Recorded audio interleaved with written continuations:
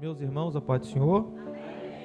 Livro de 2 Crônicas, capítulo 20, versículo de número 14. Livro de 2 Crônicas, capítulo 20, versículo de número 14. Enquanto você se localiza, quero tributar a Deus toda a honra e toda a glória por essa oportunidade. Bem dizer ao Senhor, porque Ele é bom, a sua misericórdia dura para sempre. Se não fosse por causa dele, nós não estaríamos aqui. Então, bendito o Senhor seja por nos trazer a essa casa, a essa reunião, para juntos podermos glorificar e exaltar o nome do Senhor. Para mim é muito gratificante poder pregar a palavra do Senhor todas as vezes que tenho oportunidade, mas hoje é uma oportunidade especial, pois o Senhor nos agracia com mais um ano de vida. E aí me passa um filme na cabeça, porque se fosse há 11 anos atrás, nós estávamos em outro lugar, fazendo outra coisa, em outra vida, planejando outras coisas que desagradariam o nome do Senhor, mas hoje nós estamos aqui para engrandecer o teu nome. Ele fez, Ele faz e Ele continuará fazendo para a sua poderosa glória. Então quero tributar a Deus toda a honra. Segundo livro de Crônicas, capítulo 20, versículo de número 14, está escrito assim: Então veio o Espírito do Senhor no meio da congregação sobre Jaziel, filho de Zacarias, filho de Benaías, filho de Jeiel, filho de Metanias, levita dos filhos de Asaf. Jaziel disse: Dai ouvidos todo o Judá, e vós, moradores de Jerusalém, e tu, ó rei Josafá, assim diz o Senhor: não temais, nem vos assusteis por causa dessa grande multidão, pois a peleja não é vossa, senão de Deus. Amanhã descereis contra eles, e eis que sobe pela ladeira de Ziz, e os achareis no fim do vale diante o deserto de Jeruel. Nesta peleja não tereis de pelejar.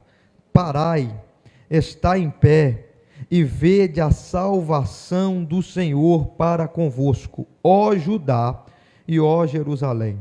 Não temais, nem vos assusteis. Amanhã saí-lhes ao encontro, porque o Senhor será convosco. Pode se assentar, por gentileza. Glória a Deus. Meus irmãos, texto conhecido de todos nós já fomos edificados por Deus, por esta poderosa palavra. Só que todas as vezes que nós lemos a palavra do Senhor e o Espírito abre o nosso coração, a nossa mente para nos revelar uma mensagem à sua igreja, nós conseguimos alcançar de Deus uma palavra para entregar o coração daqueles que estão sedentos por ouvir a voz do Senhor.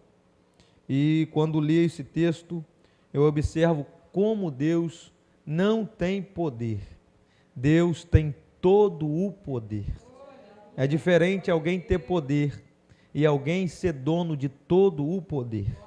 E todo o poder está na mão do Senhor. Por isso Deus é conhecido como Todo-Poderoso. Observando isso aqui, nós precisamos atentar que o reino nesse tempo está dividido. 10 tribos estão no norte, 2 tribos estão no sul. Dividindo-se o reino, nós vamos entender que isso se chama Reino do Norte e também Reino do Sul. Essa divisão acontece porque Salomão entrou no pecado da idolatria. Entrando Salomão no pecado da idolatria, Deus decidiu rasgar o reino. E Deus rasgando o reino, vai se dividir essas tribos, 10 vão ficar no norte e 2 vão ficar no sul. Quem é que está governando, reinando no reino norte? Jeroboão, ele está por conta do povo no reino norte. Esse reino é um reino poderoso, esse reino é um reino grande, esse reino é um reino que tem riqueza, esse reino é um reino que tem um poder bélico, um poder de guerra muito bom para as batalhas, para as guerras, para os perigos da vida que eles iam encontrar. Então esse reino está nessa divisão, e nesse tempo aqui, esse povo está reinando, e eles estão existindo aproximadamente 200 anos. Então 200 anos aproximadamente esse povo está existindo nessa localidade. Israel está dividido, e dividindo-se Israel, crescendo o seu poder bélico, também vai crescer o seu poder aquisitivo.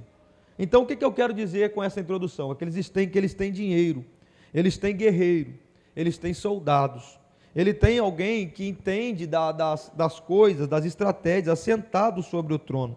Só que tem um ponto negativo nesse povo, que me chama muito a atenção. E qual é o ponto negativo que esse povo tem?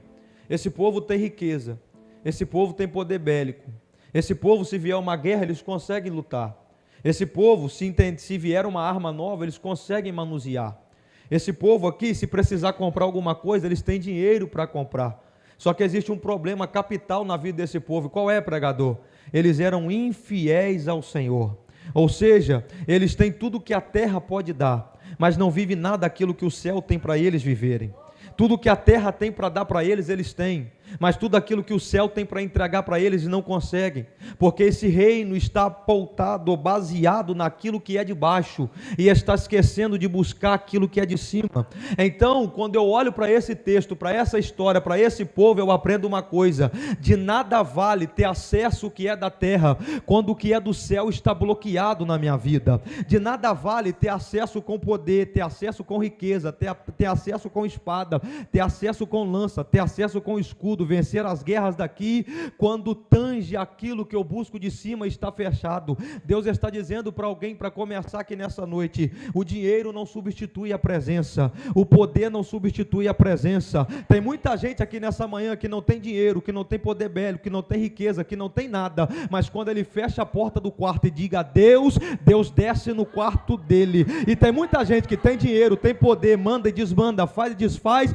mas quando entra no quarto só vê a cama, só vê o guarda-roupa, só vê o lençol. E eu vim aqui te alegrar nessa manhã, meu irmão, eu vim aqui te alegrar nessa manhã com essa palavra, minha irmã. Não fique se menosprezando se a sua conta da bancária não está gorda, não fique se menosprezando se alguém que é da alta elite olha para você com um olhar te menosprezando. Não fica nervoso, não fica triste se alguém passa do seu lado e não nota a sua presença. Deus me trouxe aqui para dizer para alguém: enquanto eles estão te negando acesso, eu já tenho acesso livre para você. Eu já estou te observando, eu já estou te vendo. E detalhe, não precisa ter roupa bonita, casa bonita, não precisa ter nada, é só ter um coração quebrantado e contrito, e abrir a porta e dizer Deus, que Ele vai descer no seu quarto. Quer ouvir uma verdade? Talvez na sua casa não vá o governador, talvez na sua casa não vá o prefeito, talvez na sua casa não vá aquele que tem muita coisa boa para te oferecer, mas o grandão da Galileia vai lá, o grandão da Galileia entra lá, o poderoso da nação entra lá. E eu vim como profeta nessa manhã dizer para alguém: não tem problema se a terra não quer se atentar para você, o céu está aberto, o Espírito está descendo e a voz dele está sendo ouvida aqui. Eu vou repetir de novo, porque tem alguém de mão levantada pegando essa palavra. O céu já está aberto, o Espírito já desceu e a voz de Deus está sendo ouvida aqui. Aí alguém se pergunta: por que aquela irmã acorda às 6:30 da manhã? Por que aquele obreiro, ao invés de dormir, acorda às 6:40 da manhã, coloca uma roupa e vai lá para aquele templo dobrar o joelho? É porque quando a gente chega aqui, o Espírito chega juntinho com a gente. É porque quando a gente chega triste e sai alegre, chega caído e sai de pé, chega com enfermidade e sai curado. Se chegar alguém demoniado aqui, sai liberto, porque Deus nos dá acesso ao que é de cima. Tem alguém comigo aqui? Eles têm tudo que a terra oferece, mas não tem nada daquilo que o céu pode dar. Esse é o reino do norte. Esse é o reino da infidelidade. Esse é o reino que conhece tudo de baixo e nada de cima. Esse é o reino que tem acesso a tudo que é da terra, mas não tem acesso ao que é do céu. Porque tem gente que acha que trono é suficiente. Tem gente que acha que o poder é suficiente. Tem gente que acha que o dinheiro é suficiente, e quando eu deixo o poder me dominar, eu esqueço da presença. Quando eu deixo as coisas de baixo me dominar, eu não tenho tempo mais para buscar quem é de cima. E esse povo está assim. O rei se assenta no trono e diz: já tem poder, já tem todo mundo a meus pés, eu posso mandar, eu posso fazer. Para que eu vou buscar Deus? Porque buscar Deus dá trabalho, buscar Deus o negócio é estreito, buscar Deus o caminho é apertado. E é mesmo, porque o evangelho não passou por reforma. Quem quer Deus tem que entender que a porta continua apertada, o caminho ainda continua estreito. Não dá para negociar, é colocar a cruz no ombro, negar a si mesmo e seguir ao Cristo da igreja. Mas tem gente que entende que não precisa disso. E esse rei, esse reino, esses reis estão assentados no trono. 12 reis, irmãos, sentados no trono, e ninguém se preocupa com a presença de Deus. Como resolver esse problema? Eu me lembro de Saul e Davi. 40 anos, entra dia e sai dia, não se preocupa com a arca. 40 anos, entra dia e sai dia, está tranquilo no trono. 40 anos, se entra dia e sai dia, ele não se preocupa com a presença. Davi não. Quando chegou o tempo dele, a pergunta dele é: onde está a presença? Porque quando eu estava no pasto, ninguém estava me vendo. Chegava em casa para fazer refeição, todo mundo estava de barriga cheia ou de barriga vazia. Era humilhado pelo meu pai, pela minha mãe e pelos meus irmãos. Ninguém foi lá atrás de mim, a presença foi. E agora que eu estou aqui, eu que vou atrás da presença. E eles se assentam no trono, não resolve o problema, não resolve a questão, não querem saber da presença de Deus, e isso causa infidelidade no povo. O que acontece no Reino Sul? O oposto. Se no Reino Norte todo mundo é infiel, o Reino Sul vai viver uma gangorra espiritual. Por quê? Porque no Reino Sul tem alguém que se assenta no trono, e você vai encontrar essa expressão no primeiro livro dos reis, no segundo livro dos reis, primeiro livro de Crônicas, segundo livro de Crônicas, que conta a história dos reis de Israel. Você vai encontrar a expressão: e fez o que era mal aos olhos do Senhor. Mas você também vai encontrar a expressão dizendo: e fez o que era bom aos olhos do Senhor. Quando você vê esse paralelo em fazer mal e fazer bom, está falando sobre o Reino Sul. Porque no Reino Sul nem todo mundo é infiel. No Reino Sul nem todo mundo não se preocupa com a presença. No Reino Sul nem todo mundo só está preocupado com o que é da terra. No Reino Sul também tem gente que se preocupa com aquilo que é do céu. No Reino Sul também tem gente que entende que o quarto de oração é um lugar que precisa ser frequentado. No Reino Sul tem alguém que entende que vida com Deus ainda vale a pena. No Reino Sul tem alguém que entende que subir monte ainda é para os dias atuais. No Reino Sul tem alguém que entende que a escola bíblica é a maior teologia que o crente pode fazer. No Reino Sul tem alguém que entende que a visita no lar ainda é importante. No Reino Sul tem alguém que entende que orar pelo inimigo não é uma coisa que eu preciso fazer, é mandamento de Jesus. No Reino Sul tem alguém que não quer, mas também tem alguém que quer. No Reino Sul tem alguém que não vai, mas também tem alguém que vai. No Reino Sul tem alguém que não se importa, mas também tem alguém que se importa. Por que você está fazendo esse paralelo, pregador? Porque você é aquele que está no Reino Sul, que se importa com a presença de Deus. Que prova você me dá? Se você não quisesse a presença, não estaria aqui essa hora da manhã. Você é alguém que quer a presença no Reino Sul. O que Josafá faz aqui? Josafá é alguém que vai suceder o seu pai no trono. Sucedendo o seu pai no trono, ele vai fazer um panorama da situação que está acontecendo à sua volta. Qual é o panorama que Josafá faz? Antes de mim, antes do meu pai, quem se assentou no trono, olha isso aqui, que isso aqui é muito forte. Quem se assenta no trono antes de mim, antes do meu pai, levantou altares a deuses estranhos, e estabeleceu culto a Balaíns, culto a Baal. Então, existem postes levantados em Judá para cultos a ídolos.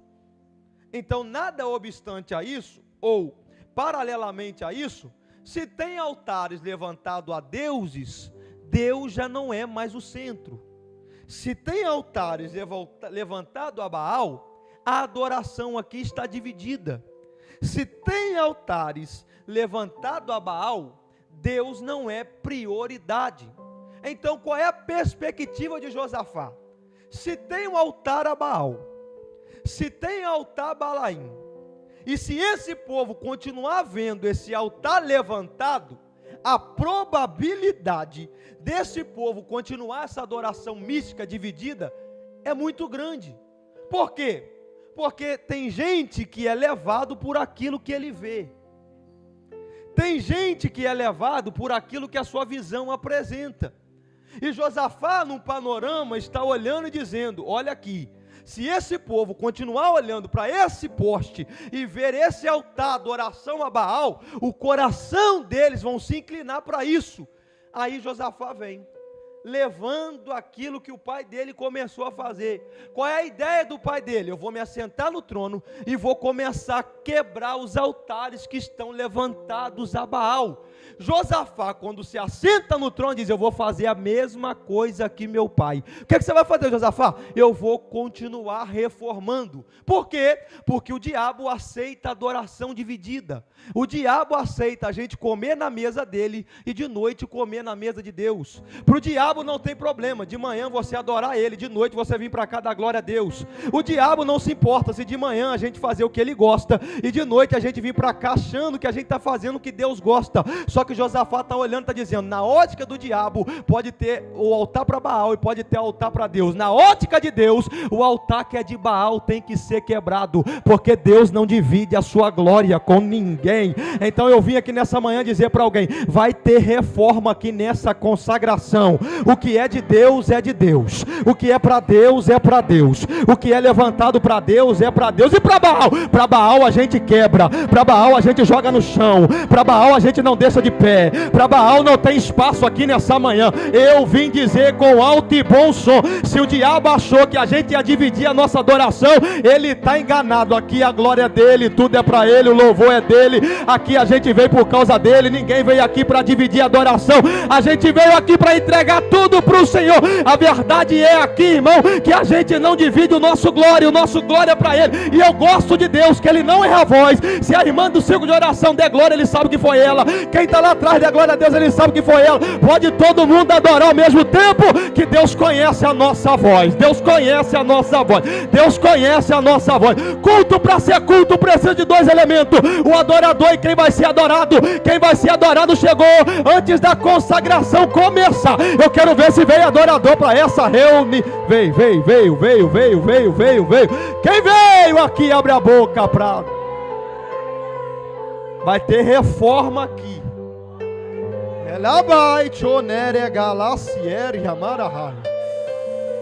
Está na hora da gente começar a jogar esses postes por terra.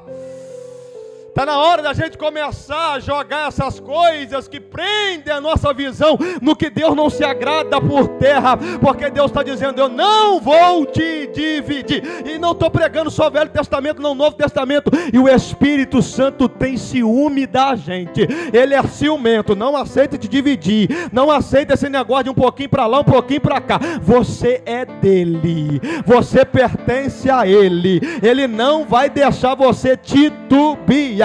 Então começa a fazer essa reforma agora. O Lemuel cantou que tem hora que a gente tem que olhar para trás. Então olha para trás um pouquinho aí e começa a ver o que tem que sair da sua vida. Irmão Leomir, porque tem hora que a gente acha que o evangelho é só ganhar, quando na verdade o evangelho também, Eliabe, é perder, é abrir mão, é deixar. E o que a gente tem que deixar para não perder o que mais importa na nossa vida? O que a gente tem que abrir mão para que não cesse o acesso no céu? Qual é o poste nessa manhã que a gente tem que derrubar para que Baal não tenha espaço na nossa história? E aí, Josafá, como é que está a reforma? E aí, Josafá, já quebrou? Alá, mararraia. Já caiu quanto poste, Josafá? Quantos altares você já quebrou nessa manhã? Porque está na hora da gente começar a derrubar o que é para ser derrubado. Porque tem momento que a gente quer deixar vivo aquilo que Deus já mandou matar. Saul quer deixar o rei vivo quando Deus disse: Samuel, manda ele matar. Não deixa vivo aquilo que Deus já mandou você tirar a vida. Eu estou sentindo a presença de Deus aqui para dizer para alguém isso, gente. Bata isso que você está querendo deixar vivo, que Deus já mandou você exterminar da sua história. Porque, ai, calai, chomindere, calabara, raia. Isso não pode ser porta para nos levar para longe do altar verdadeiro.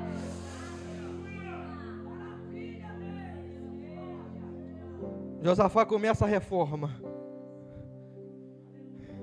E começando a reforma, diz o texto bíblico, que Josafá colocou seu coração no Senhor.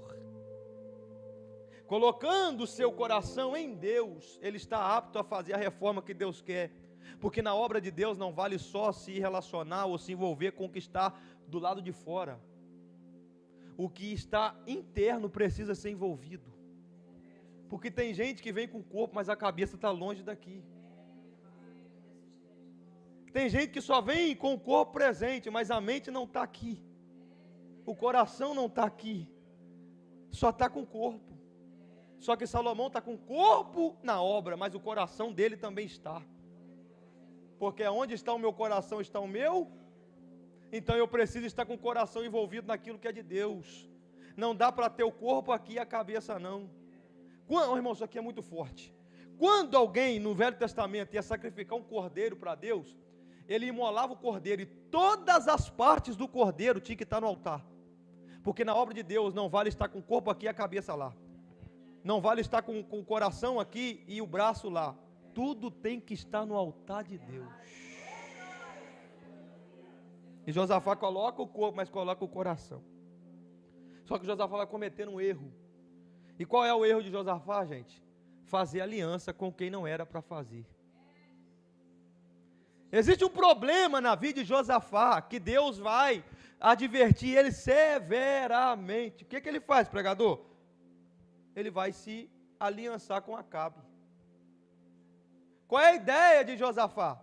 Eu vou fazer uma aliança com Acabe, para trazer paz para o meu reinado. Gente, tem momentos que a falsa paz vai trazer consequências graves para a nossa vida. Cuidado para não se aliançar com quem não tem nada de Deus para te oferecer. No Reino Norte todo mundo faz o que Deus não agrada. Acabe faz 100 vezes pior. E Josafá vai se aliançar com ele, pastor Adriano. Tem alianças que parecem que são de Deus, mas não são. Tem alianças que parecem que vai trazer benefício para a gente e não traz. Tem alianças que parecem que vai ser benéfica para nós, quando na verdade vai trazer maldição para a nossa vida. Tem alianças que vêm disfarçada de coisa boa, quando na verdade é coisa ruim. Mas nessa manhã, se você tem mão para levantar, eu quero profetizar. Deus vai abrir os seus olhos para te mostrar quem é e quem não é. Quem vai ficar e quem não vai ficar. Quem pode ir, quem não pode ir. Deus vai abrir a nossa visão nessa manhã. Acabe não vai ter lugar na nossa história. Não dá para se aliançar com quem está com o altar quebrado não, gente. Não dá para quem tem o coração em Deus se aliançar com quem tem coração em Baal. Olha a visão de Acabe, olha a visão de Josafá. Um que é Deus, o outro que é o diabo. Que comunhão tem a luz com a treva? Que comunhão tem o que serve com aquele que não serve? E o problema de Josafá é achar que a aliança com Acabe vai trazer paz, quando na verdade vai trazer prejuízo. E a minha pergunta para você é: até quando nós vamos fazer aliança com quem não somos na nossa vida? Está na hora da gente parar de fechar com quem não fecha com Deus. A gente precisa andar com quem está no nosso nível ou no nível acima da gente. Anda com quem ora mais que você, com quem quer mais Deus que você, com quem quer ler a Bíblia mais que você. Porque quanto você anda com essas pessoas, você se torna como elas. E quanto mais o seu nível sobe diante de Deus, mais perto de Deus você fica. Mais perto de Deus você ficando, mais parecido com Deus você fica. Mais parecido com Deus, tudo aquilo que Deus tem, exceto os atributos incomunicáveis, passa para a nossa vida. E qual é a recompensa disso? É que quando a trombeta tocar, sua vida não para aqui. A gente vai embora para casa com Ele. depois dessa breve introdução, entra no texto para começar a terminar. Josafá faz a reforma, se aliancia com Acabe, é repreendido pelo Senhor, e no capítulo 20, a qual nós acabamos de ler, ele vai enfrentar um problema. E qual é o problema que ele vai enfrentar? Existiu uma união aqui. Os povos se reuniram com o intuito. E qual é o intuito desse povo? Vamos destruir Josafá e todo Judá. O intuito dessa união é trazer destruição para o rei. É acabar com o reino. É acabar com o povo de Deus. Então eles se reúnem no objetivo. Já parou para analisar? Que às vezes para destruir a nossa história, a nossa vida, muita gente está disposta a se unir. E você mais, irmão, eu vou ser mais profundo, profeta de Deus aqui. Às vezes até gente que não gosta um do outro, volta a se falar para se unir só para destruir a gente. Está sabendo o que fulano fez? Você viu o que a fulana está fazendo? As pessoas se unem para trazer uma desgraça ou uma destruição na nossa vida. E isso está acontecendo aqui. Tem alguém se unindo para destruir Josafá. Porque tem gente que tem mais prazer na nossa queda do que na nossa evolução. Tem gente que está mais satisfeito quando a gente erra do que quando a gente acerta. Tem gente que fica mais feliz quando você se extrapola do que quando você está vivendo uma vida pautada em Deus. Tem gente que se agrada mais quando você está no fundo do poço do que quando você está baseado na presença de Deus. E não se assuste, porque isso é normal. E vou te dizer mais, porque mensagem não é para o dia, mensagem é para a vida. Isso faz parte da nossa história. Tem que ter gente para fazer isso contra a gente. Não é para a gente ficar com raiva dele, não é para a gente ficar com raiva dela. É para servir de combustível para a nossa história. Enquanto ele está falando de você, enquanto ela está falando de você, você está no secreto vivendo as suas experiências com Deus. Tem que ser assim. Não dá para a gente ficar perdendo tempo com quem quer destruir a gente. Porque enquanto... Ai, meu Deus do céu, vou ter que falar. Porque enquanto eles estão perdendo tempo, querendo destruir a nossa história, a gente está construindo ela com Deus. E aí, eles se reúnem. E a minha pergunta é, o que fazer no tempo de guerra? Como se comportar no tempo de peleja?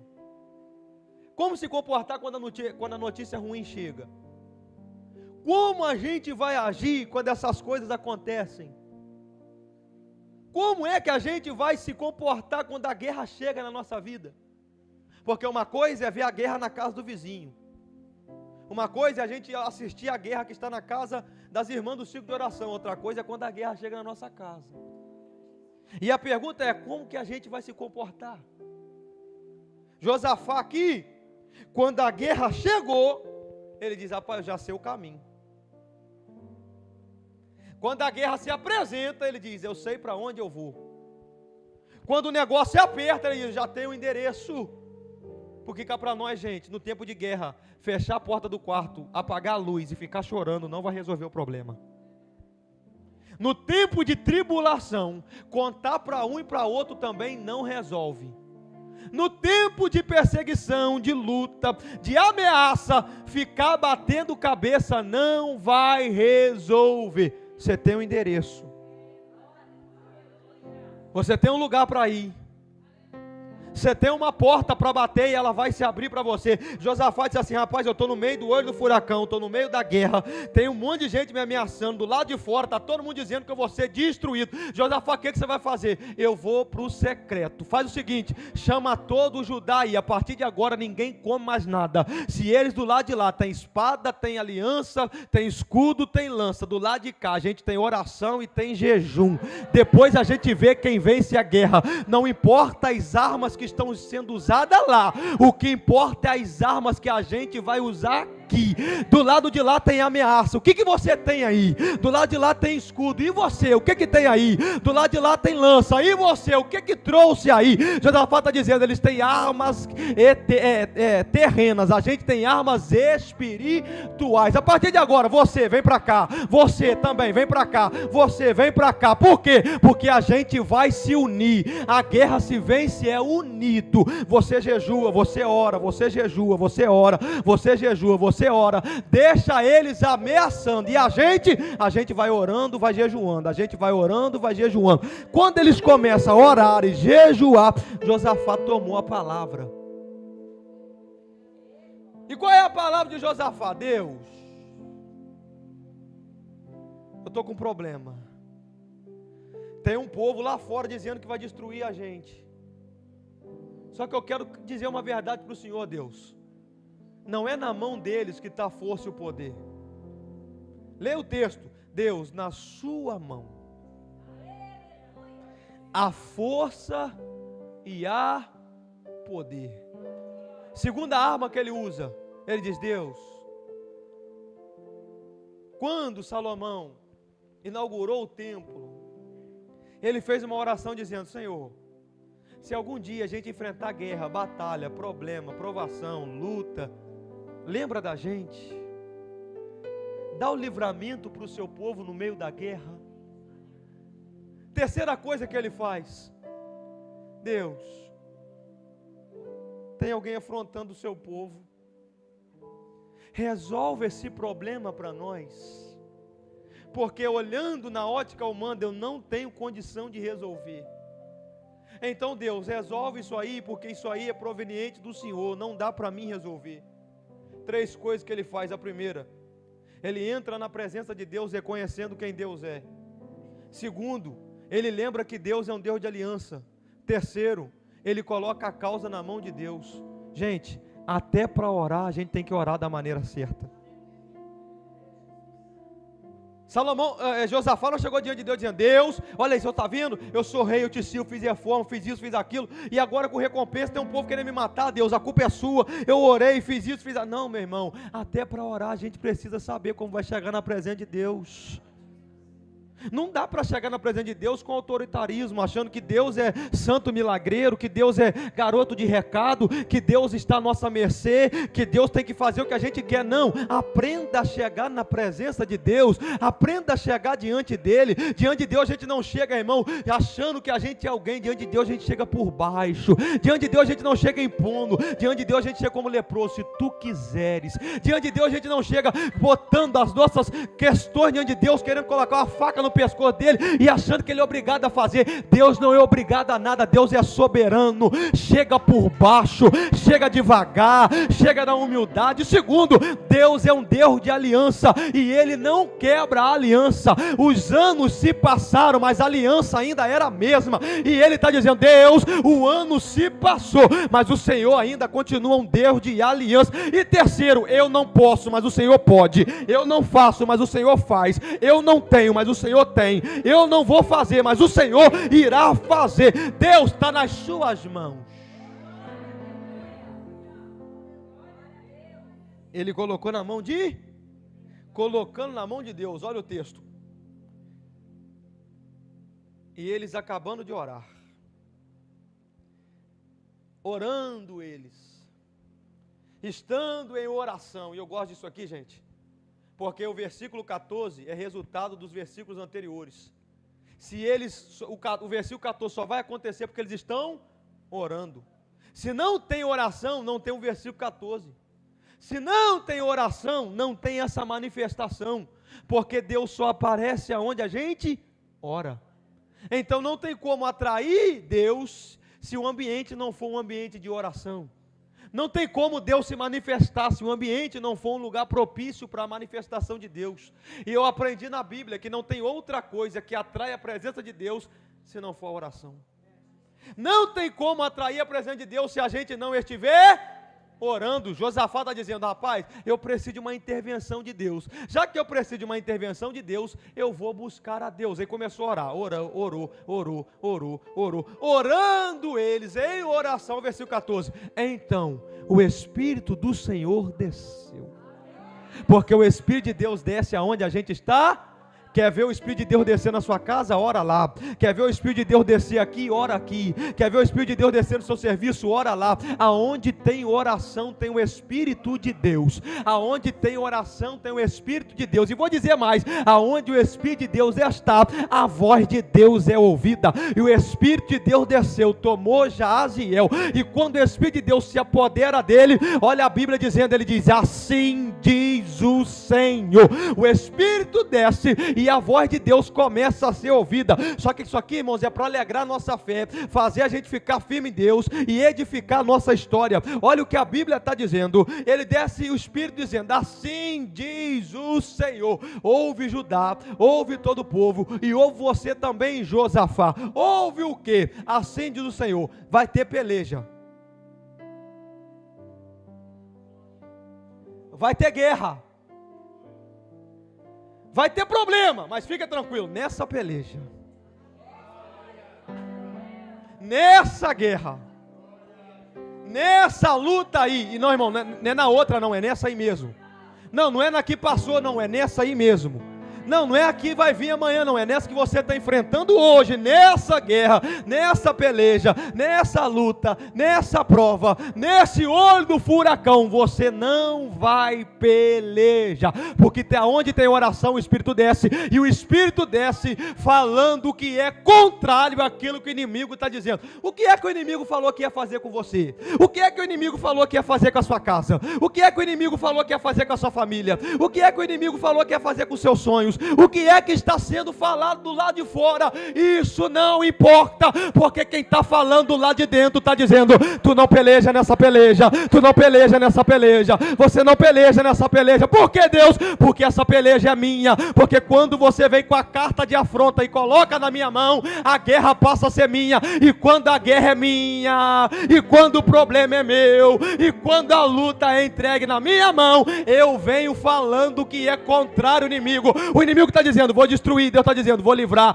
O inimigo está dizendo, vou matar, Deus está dizendo, vou dar vida. O inimigo está dizendo, sua casa vai cair, Deus está dizendo, sua casa vai ficar de pé. O inimigo está dizendo, seus sonhos vão ser frustrados, e Deus está dizendo, eu sou o mesmo Deus de José, eu dou um sonho e realizo. Eu dou um sonho, não, alguém não, pega isso aqui, eu dou um sonho e realizo. O inimigo fala uma coisa, e Deus vai falar outra. A pergunta é, quem é que você vai ouvir? Vai ouvir o inimigo, ou vai ouvir o profeta? Vai ouvir o inimigo, ou vai ouvir o Espírito Santo? Vai ouvir o inimigo, ou vai ouvir a palavra que sai da boca de Deus? E a palavra que sai da boca de Deus é essa: toda arma preparada contra você não vai prosperar, não vai prosperar, não vai prosperar. Vai cair 1.000 ao teu lado, 10.000 à tua direita, tu não serás atingido. Aquele que está no esconderijo do Altíssimo está descansando, está descansando, está descansando. Tem ameaça, mas também tem livramento. Só quem tem mão para levantar, boca para dar glória e coração para receber. O inimigo vai voltar agora, meu irmão, frustrado nessa manhã, porque Deus está falando conosco aqui nessa casa. É Jesus, é Jesus. Ai, se não fosse a voz de Deus, se não fosse o Espírito descendo e tomando um profeta. E vou dizer mais, irmão, valoriza profeta. Não estou dizendo esses profetas aí que não tem compromisso com o altar, não. É profeta que tem compromisso com Deus. Valoriza o profeta, porque onde tem profeta tem palavra profética de Deus. Valoriza o profeta, porque onde tem profeta tem um assim diz o Senhor. Valoriza o profeta, porque onde o profeta está, Deus está presente no negócio. Nós estamos vivendo num tempo que as pessoas estão desvalorizando os profetas. Nós estamos num tempo que as pessoas não estão dando mais crédito à profecia. Só que eu vim dizer para você, profecia e profeta está inserido aqui. O que está inserido aqui não pode ser quebrado. Valoriza quem tem a palavra de Deus na boca. Ai, calabarassuri, kelebarahaya. Infelizmente hoje a gente está ouvindo muita gente que só tem profetada, não tem nada de Deus para entregar para nós. Aí quando é um profeta cheio de Deus, a irmã do coca, a irmã que ora, a irmã do ciclo de oração, a gente quer rejeitar. Mas nessa manhã, respeita a profeta, ouve o profeta, respeita a profeta, ouve o profeta, porque o profeta tem aquilo que Deus quer para a sua história. Como é que eu termino isso, gente?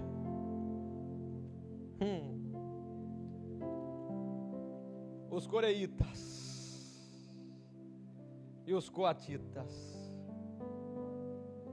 Irmão, quem é os coreitas e os coatitas? Os levitas responsáveis pelo louvor. Quando Deus se manifestou no ambiente, estava todo mundo de joelho.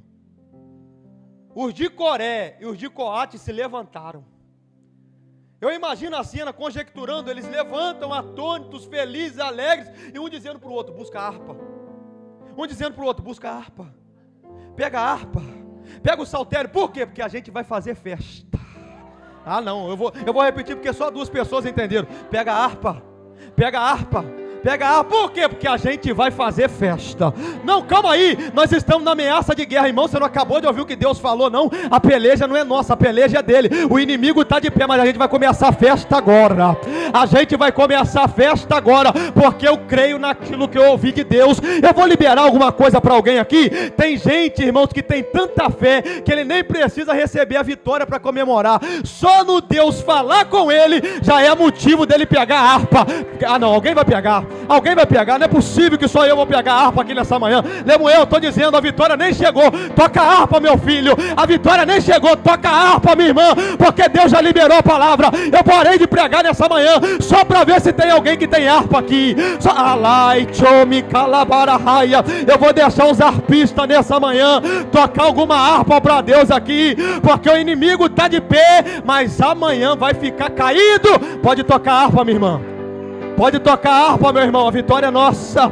Pelo sangue de Jesus, a vitória é nossa. Toca a harpa, porque a harpa é instrumento de adoração.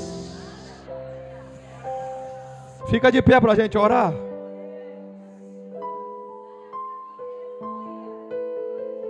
Mas fica de pé com felicidade, gente. Porque se não fosse a palavra de Deus, você estava destruído. Se não fosse a palavra de Deus, você estava destruída. Se Deus não tivesse entrado nesse negócio, o inimigo tinha te vencido. Mas porque Deus falou na congregação, a gente troca o instrumento. Não é caixão, não é vela preta, não é alguém com a blusa escrita Leomi, luto. Não é alguém colocando no Facebook, vai com Deus, saudade. É alguém dizendo, é culto de ação de graça. É alguém dizendo, olha a harpa aí na mão. Ai, cai, chominarava se erga. É alguém dizendo, toca, toca, toca, toca, toca, toca, toca, toca. Você toca a harpa e eu adoro. Você toca a harpa e eu canto. Você toca a harpa e eu glorifico. Você toca a harpa e eu exalto. Você toca a harpa e eu adoro. Você toca a harpa e eu sinto a presença. Tem alguém para tocar a harpa nessa manhã aí? Porque é manhã de livramento. Meu Deus do céu, estou vendo cova aberta, inimigo caindo, tomba um, tomba outro, tomba um, tomba outro, está tombando inimigo aqui, está caindo inimigo aqui, está tombando, olha para cá, manchumbi, calebara raia, sinta, sinta, sinta, sinta, sinta, sinta a presença dele, está jogando inimigo por terra, Deus está jogando inimigo por terra.